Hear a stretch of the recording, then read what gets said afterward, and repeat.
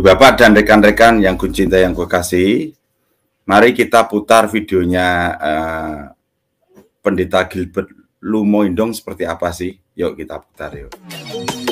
Ya. Sesuatu yang berkualitas banyak yang serang. Makanya makin iman kita diserang, makin kita yakin harinya akan tiba. Setiap lutut bertelut, setiap lidah mengaku Yesus Kristus Tuhan. Bagi kemuliaan Bapa di sorga yang saja katakan amin. Nah, hari ini kita mau belajar tentang Maria adalah ibu Yesus. Ada banyak orang yang bilang orang Kristen itu ribet. Masa Tuhannya punya mama, masa Tuhannya punya ibu, sehingga Maria disebut sebagai ibu dari Tuhan. Bahkan sebagian bilang Maria itu kan Tuhan ibu, ya kan? Sehingga ada Tuhan Bapa, Allah Bapa, ada Allah Anak, ada Allah Ibu, sekalian aja ada Allah Mertua. Ya kan? Saya percaya kedudukan Maria itu penting. Sama-sama bilang sama saya, kedudukan Maria itu penting. Tapi saya tidak percaya bahwa dia the mother of God. Mother of God. Gilbert Lumonda mengakui pentingnya peran Bunda Maria. Pentingnya Maria. Tetapi secara pribadi dan disampaikan dalam jemaat di gerejanya, dia tidak mengakui sebagai ibu Tuhan. Nanti kita bedah. Oke. Saya percaya kandungannya dipakai untuk melahirkan Kristus. Tetapi jabatan itu bukan jabatan kekal sebagai the mother of God. Amin. Tetapi dia mendapat kepercayaan Tuhan bahwa rahimnya dipilih untuk Yesus dilahirkan. Jelas sampai di sini? Ini yang kita mau belajar. Buka Alkitab kita sama-sama. Yesaya 7 ayat 13 sampai 14. Lalu berkatalah Nabi Yesaya, baiklah dengarkanlah hai keluarga Daud. Nah, sampai di sini kita berhenti dulu. Kenapa Yesaya menubuatkan khusus tentang keluarga Daud? Karena keluarga Daud bicara tentang kesempurnaan keagamaan. Sama-sama bilang sama saya, kesempurnaan keagamaan. Nah, kalau sudah tanya sama saya, kenapa bicara tentang kesempurnaan keagamaan? Karena Daud yang pertama jabatannya adalah raja. Sama-sama bilang sama saya raja. Tapi pada saat yang bersamaan dia juga imam. Sama-sama bilang sama saya imam. Dan pada saat yang bersamaan dia juga nabi. Berarti dia raja, dia imam, dan dia apa? Nabi. Bicara tentang raja, imam, dan nabi. Bicara tentang apa? Kesempurnaan. Tetapi meskipun dia ada pada kesempurnaan keagamaan. Tetapi nubuat Yesaya bilang begini. Mana dia? Klik. Belum cukupkah kamu melelahkan orang sehingga kamu melelahkan Allahku juga? Berarti agama tidak merupakan solusi. Sama-sama. Mungkin teman-teman, loh kok nggak nyambung Pak DKJ kaitan tipologinya. Ya kita simak aja sampai di mana. Nanti panjang ini. Dia itu menyampaikannya, ya mohon maaf ya kalau bahasa Jawanya ngalor ngidul gitu loh. Kita sebetulnya ingin mendapatkan poinnya, tetapi saya nggak mau motong-memotong ya. Kita simak aja videonya. Tadi Yesaya sudah dibedah oleh Om Dono ya. Tapi dia melakukan Yesaya 7 ayat 13 sampai 14. Oke, nggak apa-apa, kita simak aja videonya. Bilang sama saya, agama tidak bisa menjadi solusi. Karena agama ujung-ujungnya hanya menciptakan orang kalau tidak munafik menjadi fanatik. Sebab itu, dikatakan apa? Sama-sama bilang sama saya, Tuhan sendiri. Yeeha! Apa? Tuhan sendiri. Sama-sama bilang sama saya, Tuhan sendiri. Yang akan memberikan kepadamu suatu pertanda. Artinya apa? Ketika agama tidak bisa menyelesaikan, Yesus sanggup. Sama-sama bilang yang tidak bisa diselesaikan oleh agama, diselesaikan oleh Yesus. Itu sebabnya dunia tidak bisa mengerti tentang salib. Itu sebabnya dunia benci tentang salib. Dunia akan menyerang salib. Karena di salib itu apa yang agama tidak bisa selesaikan. Apa yang amal, ibadah, perbuatan baik tidak bisa selesaikan. Yesus selesaikan dari kayu salib. Berikan tepuk tangan yang meriah buat Tuhan.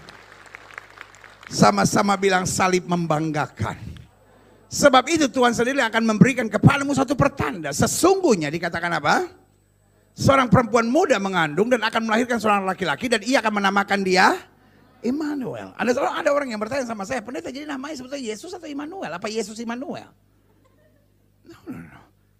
Namanya adalah Yesus tetapi dia disebut Immanuel. Kenapa? Karena dia adalah Allah yang menjadi sama dengan manusia. Jelas sampai di sini? Amin. Karena kalau orang nggak ngerti jadi aneh-aneh. Bilang, kok Alkitab bertentangan katanya Immanuel, katanya Yesus. Maunya siapa sih namanya? Iya, kita lihat selanjutnya. Klik. Nah, Matius 1 ayat 18. Kelahiran Yesus Kristus adalah seperti berikut. Pada waktu Maria ibunya bertunangan dengan Yusuf, ternyata ia mengandung dari Roh Kudus sebelum mereka hidup sebagai suami istri. Jadi dengar. Mary is not the center of our faith. Maria bukanlah pusat iman orang percaya. Maria bukan pusat iman orang percaya. Maria bukan pusat iman orang percaya. Bukan pusat. Kita putar dulu ya, kita cermati dulu. Seperti apa dia menyampaikannya. Nanti akan nampak. Okay. Mary is not the center of our faith. Amin. Maria bukan pusat iman kita. Maria hanya alat untuk kemuliaan Tuhan lengkap di dalam diri Kristus. Sama-sama bilang sama saya, Maria bukan pusat imanku. Maria bukan pusat imanku. Maria hanya sebagai alat pelengkap. Enggak apa-apa, nanti kita jawab ya. Pokoknya yang di live chat tetap santun ya. Maria hanya alat keselamatan untuk kesempurnaan. Jelas sampai di sini? Amin. Kita lihat selanjutnya, klik. Lukas 1 ayat 28 sampai 33. Ketika malaikat itu masuk ke rumah Maria, ia berkata, "Salam, hai engkau apa? Yang dikaruniai, Tuhan menyertai engkau." Jadi posisi Maria tidak ada unsur kealahan. Sama-sama bilang sama saya, tidak ada unsur kealahan. Dia hanya orang yang mendapat kasih karunia. Jadi bukan karena Maria sempurna dipilih Tuhan, tapi karena Tuhan memilih Maria, Tuhan menyempurnakan Maria. Ngerti gak sampai di sini? Amin. Berbeda dengan Kristus. Kristus adalah Allah yang turun menjadi sama dengan manusia dan memberikan kasih karunia kepada manusia. Tetapi Maria adalah manusia yang dipilih Allah dengan kasih karunia sehingga dimampukan untuk bertahan dalam kebenaran dan kesucian. Jelas sampai di sini? Makanya dikatakan selanjutnya, Maria terkejut mendengar perkataan itu lalu bertanya dalam hatinya, apakah? Sama-sama bilang sama saya, berarti Maria tidak mengerti. Betul? Dalam poin ini, Saudara Pendeta Gilbert menyampaikan Maria tidak mengerti. Istilahnya agak kebingungan. Nanti di video selanjutnya dia akan menyampaikan mengerti. Jadi agak standar ganda ini. Nanti video selanjutnya dia akan menyampaikan Maria mengerti. Di video ini, yang menit ini, dia menyampaikan Maria tidak mengerti. Kita lihat dulu aja. Pertanyaan saya, Yesus mengerti nggak? Yesus sangat mengerti. Dia bilang, aku datang untuk memberi domba-dombaku hidup dan hidup berkelimpahan. Maria tidak mengerti. Makanya Maria bilang, apakah arti salam itu? Kata malaikat itu kepadanya, jangan takut hai Maria, sebab engkau beroleh kasih karunia di hadapan Allah. Jadi seperti para nabi, seperti para rasul mendapat kasih karunia, Maria mendapat kasih karunia. Selanjutnya klik. Sesungguhnya engkau akan mengandung dan akan melahirkan seorang laki-laki dan hendaklah engkau menamakan dia Yesus. Ia akan menjadi besar, akan disebut anak Allah yang maha tinggi, dan Tuhan Allah akan mengaruniakan kepada tahta Daud bapa leluhurnya. Dan ia dikatakan apa? Akan menjadi raja atas kaum keturunan Yakub sampai selama-lamanya, dan kerajaannya tidak akan berkesudahan. Saudara bisa lihat nggak? Dari ayat ini, ayat 31, ayat 32, 33, semua nubuatannya tentang Yesus. Ada nggak nubuat tentang Maria? Bahwa orang kemudian akan berdoa buat kamu, engkau harus begini. No, sama sekali tidak. Kenapa? Karena Maria mendapat yang saya sebut seasonal calling. Dia mendapat panggilan untuk sebuah misi tertentu. Ngerti mau saya? Amin. Hanya untuk melahirkan Kristus dan tidak ada jabatan kemudian untuk dia disembah, untuk dia harus menjadi pengantara, untuk kita harus berdoa melalui Maria, dan tidak ada nubuatan lain. Semua nubuatannya tentang anak itu. Mengerti maksud saya? Ya kan, kita lihat selanjutnya, klik. Nah, karena itu pertanyaan saya, apakah Maria adalah ibu Tuhan? Ada satu dasar ayat firman Tuhan yang membingungkan banyak orang sehingga kemudian pecahlah pandangan iman Kristen. Sebagian berkata, no, he is not the mother of God. Sebagian berkata, no, she is. Ayat ini. Lukas 1 ayat 43. Ini percakapan antara Elizabeth dengan Maria. Elizabeth, sepupu Maria berkata, ketika Maria mengunjungi Elizabeth atas saran dari malaikat, lalu kemudian inilah kalimat Elizabeth, siapakah kau ini sampai ibu Tuhanku, the mother of my God, come and see me. Nah saudaraku yang kasih dalam Tuhan, ini bukan nubuatan tentang jabatan selama-lamanya. Mulai eksegesinya, padahal jelas kan, ayat itu jelas toh. Siapakah aku ini sampai ibu Tuhanku datang. Dan itu dia memotong ayat lagi di mana bayi di dalam kandunganku berlonjak-lonjak itu nanti disampaikan apa enggak kita lihat. Ini eksegesinya ya seperti itu. Kita memaklumi ya karena dia tidak ada magisterium gereja. Jadi masing-masing orang punya eksegesi atau tafsir bebas. Kita putar lagi. Tetapi ini menguatkan Maria yang sedang bingung tentang anak dalam kandungannya ini. Dan sebagai pernyataan konfirmasi bahwa kamu sedang mengandung Tuhan.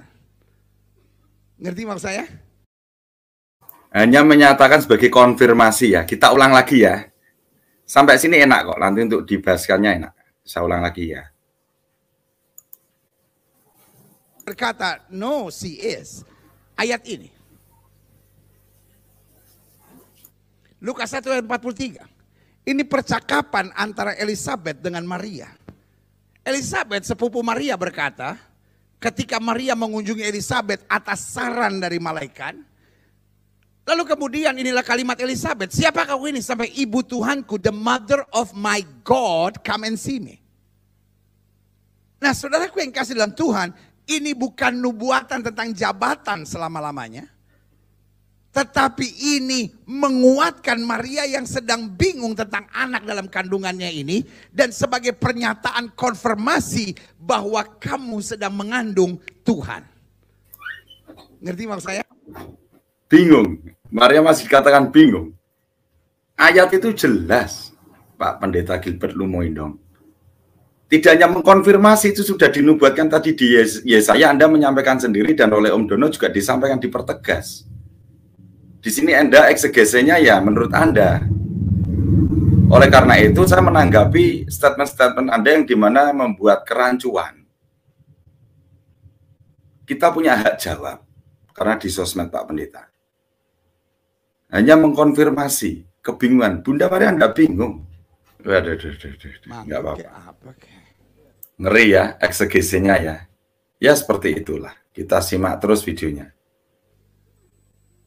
Jadi ibu Tuhanku bukan nubuatan tentang jabatan buat Maria, tetapi penguatan konfirmasi tentang bayi yang di kandungannya ini adalah dari Tuhan. Jelas sampai dia menyampaikan selalu bukan jabatan. Itu sudah terletak Theotokos Pak Pendeta Gilbert Lumondong. Bunda Maria itu Theotokos. Kita putar lagi ya. Enggak apa-apa kita tanggapi yang elok aja.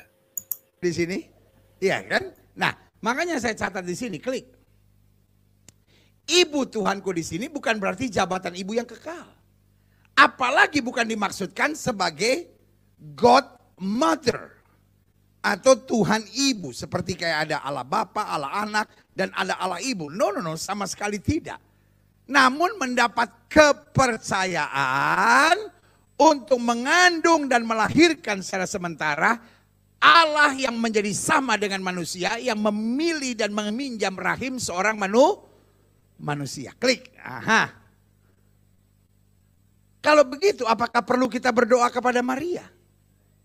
Sebagian bilang, yes, sure, kita harus berdoa kepada Maria. Diambil dari dasar ayat ini. Yohanes 2 ayat 4-5.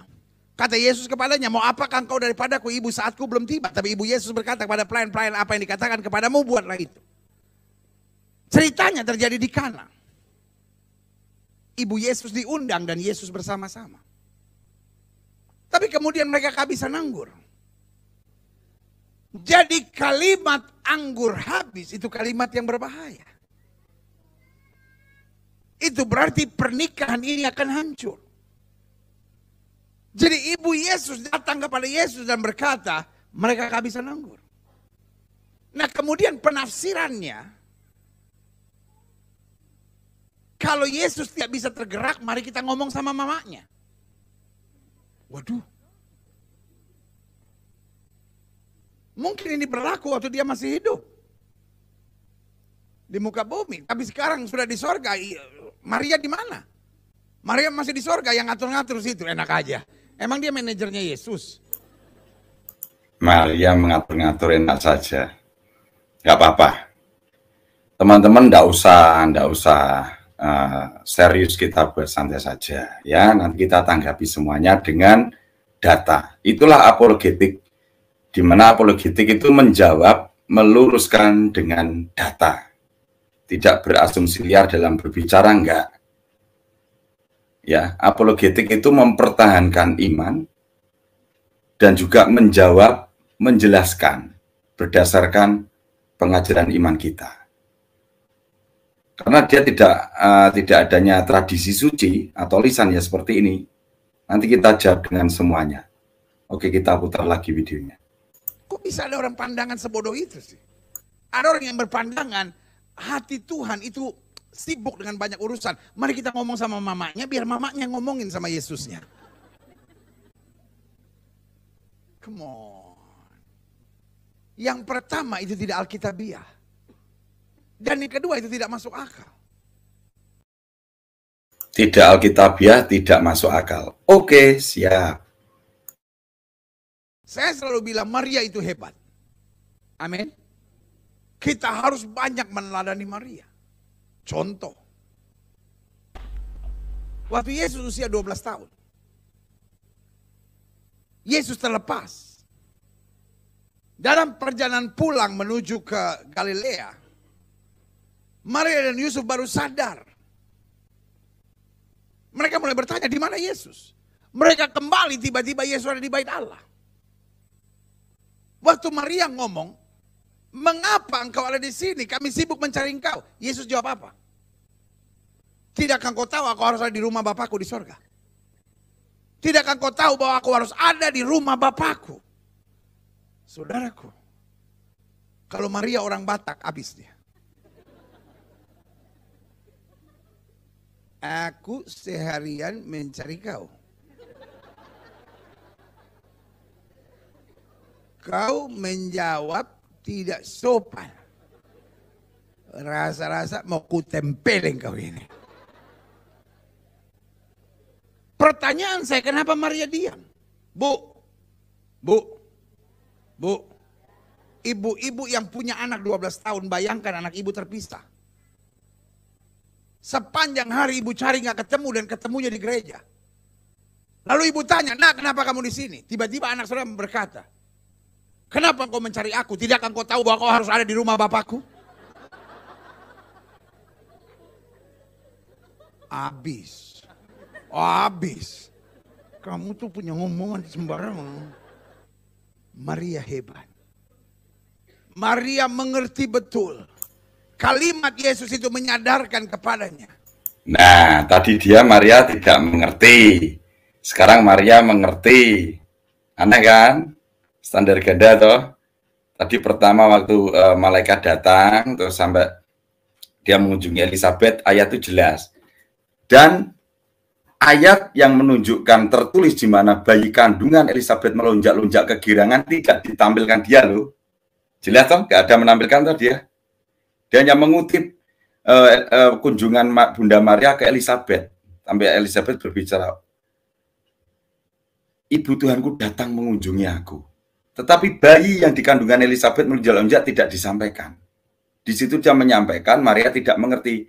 Sampai di peristiwa ini, dia menyampaikan peristiwa di slide di menit ini, dia menyampaikan Maria mengerti. Standar ganda loh beliau nih. Kenapa Pak Gilbert seperti ini, Pak Pendeta Gilbert? Dan eksegese Bapak, waduh.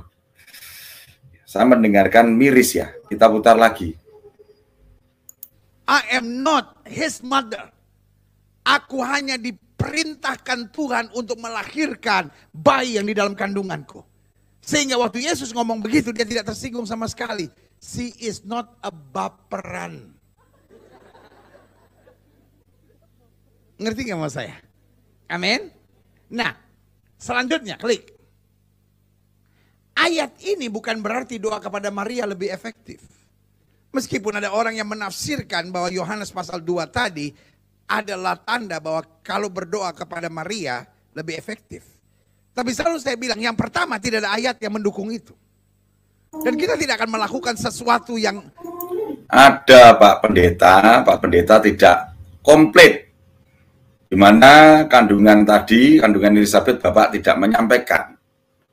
Bapak langsung tinggalkan itu. Itu namanya comot menyomot Bapak. Oke, kita putar lagi.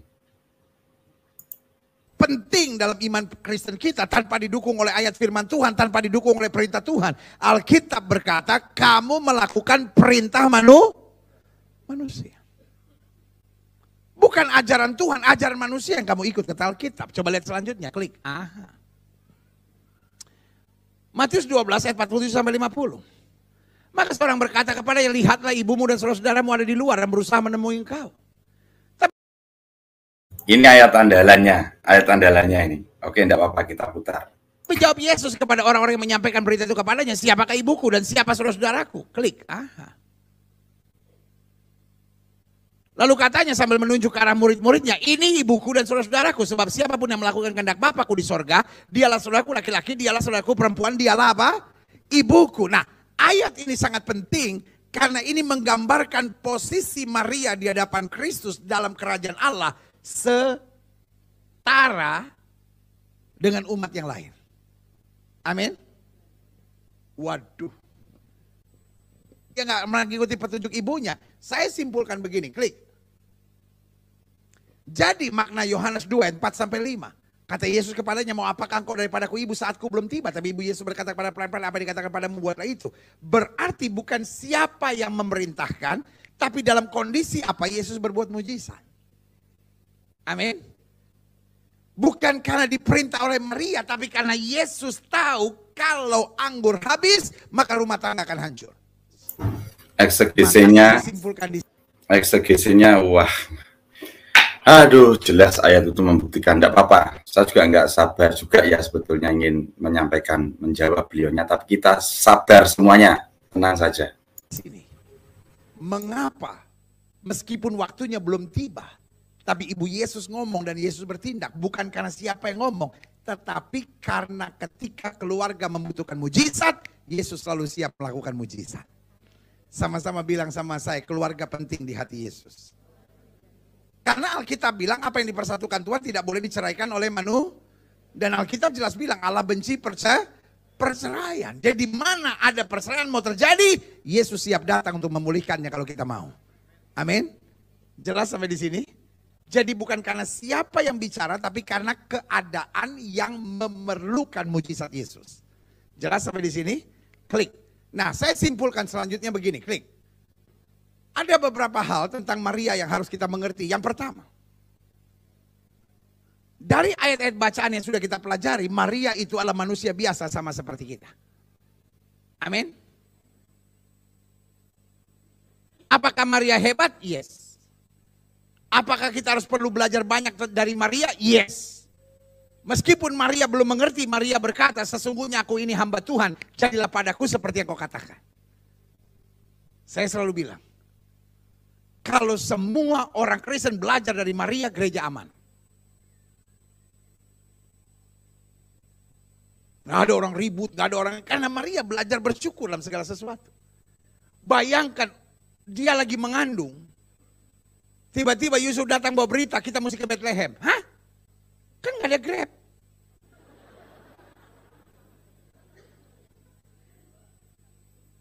Jalan tuh. Coba aja istri sudah bilang, lagi hamil, yuk kita mesti jalan. Ke Bojonegoro. Ngomel sepanjang jalan. Lu sih macam-macam pakai lahir dari Bojonegoro, ini kan gue jadi susah.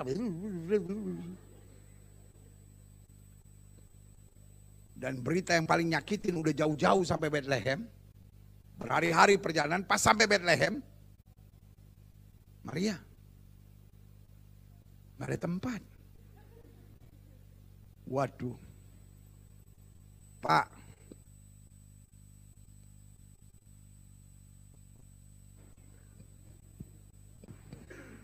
tes, jangankan kita udah berjalan berhari-hari, nggak ada tempat. Kita masuk restoran aja nggak ada tempat, bini bisa marah-marah. Emang nggak ada tempat lain untuk makan? Masa kita makannya mesti ngantri?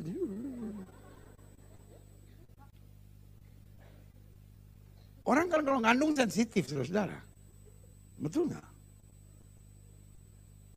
Tiba-tiba Yusuf memang hebat. Tiba-tiba beberapa saat kemudian dia bilang, Mar, ada tempat. Tiba-tiba di kandang. Waduh. Kalau Maria orang Papua, habis Yusuf. Apa? Kok masih tampak? Di kandang. Kok begini saya kambing? Nanti kita punya anak lahir, pulang, bosa pulang. Kalau kau tidak bisa dapat tempat, bosa pulang.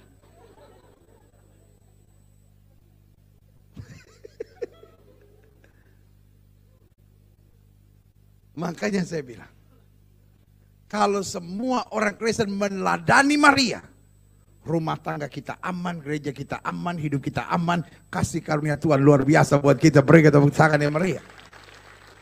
Maria manusia biasa sama seperti kita. Tapi kita perlu banyak belajar daripadanya. Apakah dia hebat? Yes. Apakah dia perlu kita teladani? Yes. Apakah kita perlu berdoa untuk Maria? Tidak. Apakah kita perlu berdoa kepada Maria? Tidak. Apakah kita harus... Yang berdoa sama Bunda Maria itu siapa sih Pak Gilbert? Tidak ada. Kemarin kita sudah menyampaikan itu, namanya Dulia. Dulia, Hiperdulia. Enggak Pak. Kita hanya penyembahan latria kepada Tuhan Yesus Pak. Kita semuanya yang masih bersejarah di dunia itu berdoa. Dan para kudus serta Bunda Maria berdoa pula di sana, Pak. Semuanya kita sama-sama berdoa kepada satu penyembahan, yaitu Tuhan. Kristus Tuhan Allahku. Itu Pak Gilbert. Oke, kita putar lagi videonya ya. Menyembah Maria tidak, karena dia manusia biasa. Selanjutnya, Maria hanyalah seorang manusia biasa yang dipilih Allah sebagai sarana untuk melahirkan apa? Yesus Kristus. Dia tidak mendapat jabatan sebagai ibu yang kekal. Dia hanya mendapat kesempatan yang maha dahsyat, maha luar biasa. Mendapat kesempatan. Oke, banyak kata-kata Bapak yang makanya kita tanggapi. Video ini kan sudah di YouTube. Jadi kita menanggapi juga di YouTube. Ya Pak, kita punya hak jawab. Putar lagi. Lewat kandungannya, Allah menjadi sama dengan manusia. Selanjutnya, klik. Maria dipilih Allah bukan karena Maria suci, bukan juga karena sifat karakter baik tertentu. Jadi jangan dibalik. Karena Maria suci, Tuhan memilih dia. Tapi karena Tuhan memilihnya, Tuhan menyucikannya. Amin. Kita lihat selanjutnya. Tapi karena Allah memang, belum selesai bos. Tetapi karena Allah memang mau memilih dia. Jadi alasan pemilihan bukan dari sisi manusianya, bukan dari sisi Marianya, namun dari sisi Allah. Artinya Allah bisa pilih siapa saja, termasuk saudara atau saya. Kalau Allah mau, jadi tidak harus Maria. Namun dalam hal ini Allah menentukan keputusannya untuk memilih Maria. Apakah Maria yang terbaik? Tidak. Dia bertentangan sendiri dengan pendiri Protestan ya. Di mana Martin Luther sudah kita jabarkan berkali-kali mengakui tentang Bunda Maria tak berdosa. Bunda Maria suci perawan. Dia bertentangan sendiri loh dengan pendirinya. Aneh ya? Tidak apa-apa, kita putar lagi. Biar selesai tuntas kita tanggapi langsung. Tapi karena Allah pilih Maria, Tuhan menjadikan Maria yang terbaik. Jangan dibalik ya. Selanjutnya klik. Semua manusia yang pernah lahir ke dunia, kecuali Yesus Kristus, pasti berdosa.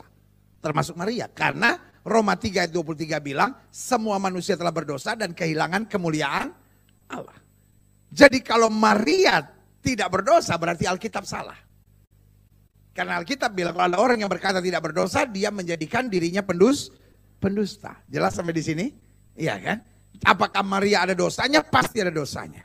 Apa dosanya? Ya nggak tahu. Apakah Maria ada dosanya? Pasti ada dosanya. Apa dosanya? Ya nggak tahu. Apakah Maria pasti ada dosanya? Pasti ada dosanya. Kita ulang kata-kata ini. Nanti kita jawab. Sama kan apa yang disampaikan kayak kemarin kita menanggapi. Apa dosanya ya enggak tahu. Itu kan standar ganda. Bingung kan dia untuk menjawab. Enggak ada jawaban kan. Makanya cuma apa dosanya ya enggak tahu. Itu. Tapi dia sudah menghakimi Bunda Maria berdosa. Begitu ditanya dosanya apa? Ya enggak tahu. Aneh kan? Menaungi dia dalam tujuan mengandung bayi Kristus. Dan berakhir kesuciannya setelah Kristus dilahirkan. Makanya kemudian Yesus punya adik-adik. Dari mana kita tahu? Makanya Yesus punya adik-adik. Puji Tuhan dia menjawab di sini. Nah, sering ini. Di mana Tuhan Yesus setelah Tuhan Yesus punya adik-adik lagi. Mohon maaf. Romo Adios menyampaikan pikiran kotor. Henny Wong menyampaikan seperti itu juga. Orang Kristiani, kalau tidak belajar benar, akan menyampaikan seperti ini dan itu pikiran kotor. Berarti Bunda Maria punya nafsu seperti itu. Dia tabut perjanjian suci, Ibu Bapak. Nanti kita jawab semuanya. Maria itu menjadi suci hanya ketika Roh Kudus menaungi dia dalam tujuan mengandung bayi Kristus dan berakhir kesuciannya setelah Kristus dilahirkan. Makanya kemudian Yesus punya adik-adik. Dari mana kita tahu? Kita tahu ketika Yesus mengajar di Nazaret. Nah, aduh punya adik-adik lagi. Ketika Yesus mengajar di Nazaret, oke, santai-santai, enggak usah terbakar, santai aja. Orang banyak berkata, bukankah dia anak Yusuf dan Maria? Bukankah adik-adiknya bersama dengan kita? Yes. Lalu dari adik-adik yang disebut, saudara-saudara Yesus disebut, salah satunya adalah Yakobus. Yes. Siapa Yakobus? Yakobus adalah penulis surat Yakobus dalam Alkitab. Tetapi yang menarik, itu yang saya bilang, kenapa saya sebut Maria hebat. Nanti saya akan bentangkan tulisan Yakobus, Bapak. Biar Bapak mengetahui juga. Karena Yakobus tidak pernah berkata bahwa dia adik Tuhan Yesus, betul? Karena kalau dia adik Tuhan Yesus, dia bergelar Habib, saudara. Keturunan langsung Habib, ya. Tetapi kalau saudara baca Yakobus pasal 1 dikatakan apa? Aku Yakobus, hamba Allah dan Tuhan kita Yesus Kristus. Dia menyebut Yesus sebagai Tuhan. Berarti Maria begitu hebat, dari kecil dia mendidik anak-anaknya yang lain dengan mengatakan, itu bukan kakak kamu. Mendidik anak-anaknya yang lain. Oke, lanjut coy. Tetapi itu adalah kesempatan Tuhan bagiku untuk melahirkan Allah yang menjadi sama dengan manusia. Karena itu Yakobus tidak pernah berkata itulah kakakku. Ngerti sampai di sini?